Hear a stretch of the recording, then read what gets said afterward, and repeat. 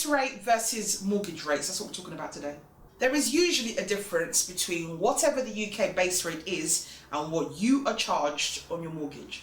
The UK base rate is currently 0.5% and has been like that since about March 2009, when it was lowered from 1%.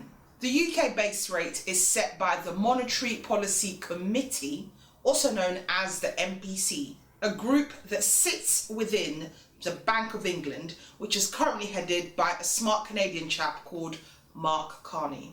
Cairney said that he would keep the base rate at 0.5% until unemployment fell below 7%. It is currently at about 5.7%, but no change.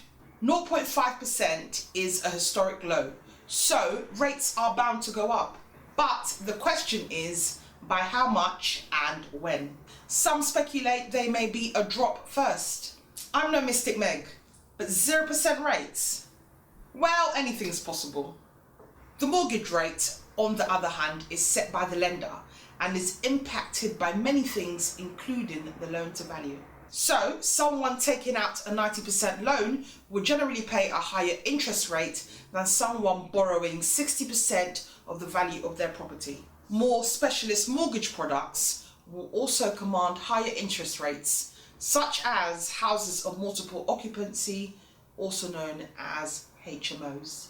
If the base rate goes up or down, it usually takes a few months to pass on the difference to borrowers, assuming there is any real impact at all.